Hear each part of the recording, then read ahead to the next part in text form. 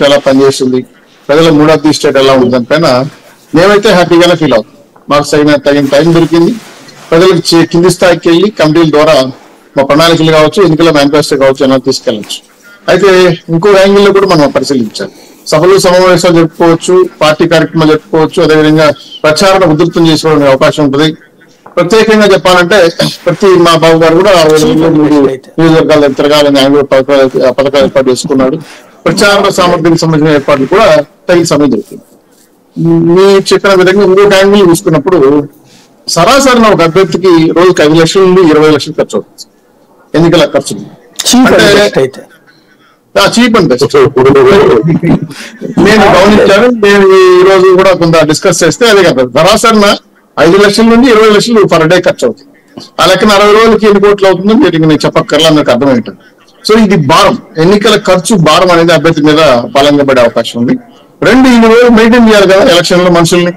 కొంతమంది ఇట్లా ఇట్టు ఉండేవాళ్ళు, స్థలస్థంగా ఉండేవాళ్ళు, లేదు గారికి గౌరవం లేదని చెప్పి ఏదో ఒక అవకాశాలు ఉంటాయి. కాబట్టి వీళ్ళందరినీ విడిచిపెట్టుకోవడం అంటే కప్పలెత్తి బ్యాగ్లు వేసుకోవడమే. ఒకటి ఎగరతాను పట్టుకులాగడం, ఇంకోటి ఎగరతో పట్టుకులాగడం ఉంటుంది.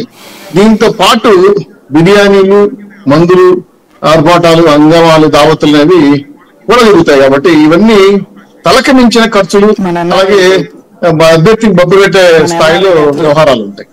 అయితే కరెక్ట్ గా ప్లాన్ చేసుకుంటే సోషల్ ఇంజనీరింగ్ కానీ బూత్ ఇంజనీరింగ్ కానీ తగిన సమయం దొరికింది కాబట్టి ఖర్చుకు వెసులుబాటు వెసరకుండా చేయగలిగిన వాళ్ళకి ఇది మంచి అవకాశం, ఎక్కువ రోజులు గడపడం వల్ల. సార్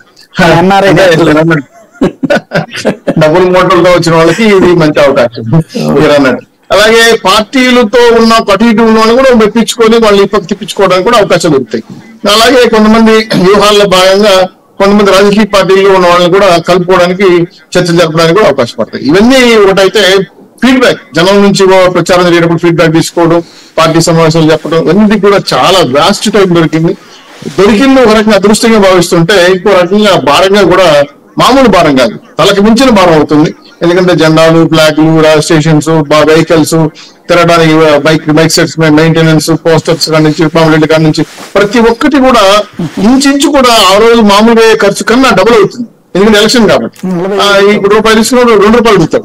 ఇవన్నీ ఒక వంతు అయితే ఈ ప్రచార సామగ్రితో పాటు వాళ్ళకి ఇచ్చే అనేక అంశాలపైన కూడా తర్జన భర్జన పడే పరిస్థితి ఏర్పడుతుంది. మామూలుగా మీరే చెప్పాలి, ఒక అభ్యర్థికి ఎమ్మెల్యే కంటే 30 లక్షలు ఖర్చు పెట్టాలి, ఎంపీ కంటే 90 లక్షలు అనుకుంటారు సబ్జెక్ట్ టు కరెక్షన్.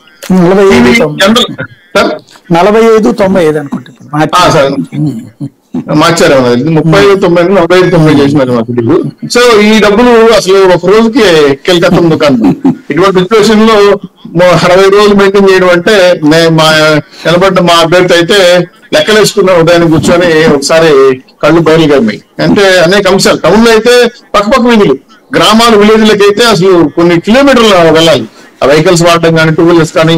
ఆ మామూలుగా పనిచేసే కార్యకర్త కూడా ఎలక్షన్ వచ్చేటప్పుడు నాకేంటి అనే మనసులో చెప్పకుండానే కళ్ళతో మాడుతుంటాడు. ఇవన్నీ గమనించాల్సిన అవసరం ఉంది. వాడిని అసంతృప్తి లేక దూకోవాల్సి వస్తుంది, వాడిని సాటిస్ఫై చేయాలి. ఇది కాకుండా మండల స్థాయి నాయకులు, జాతీయ మామూలుగా వార్డు నాయకులు, గ్రామ నాయకులు, కుల నాయకులు, మత నాయకులు, పెద్దలు, చర్చలు, ఇవన్నీ కూడా ఏంటంటే కావాల్సినంత టైం ఉంది అని అనుకుంటున్నాం. కానీ ఈ టైంతో పాటు ధనం అనేది నీళ్ళలో కట్టిపెట్టాల్సి వస్తుంది. ఇది ఎలా ఉంటుందంటే ఇంకా దాని గురించి వెసులుబాటు చేస్తే చాలా అవసరం కూడా మారిపోతాయి. ఈ అసంతృప్తితో ప్యాటర్న్ కూడా మారిపోతుంది, అదొకటి ప్యాటర్న్. కాబట్టి ఒక రకంగా మంచిదైంది, ఇంకో రకంగా చూస్తే భారం అయింది విషయాన్ని స్పష్టంగా గమనిస్తాను. ఇవి కరెక్ట్ గా ఈ 60 రోజుల క్రూషియల్ పీరియడ్ ప్రతి అభ్యర్థికి, ప్రతి పార్టీ కూడా.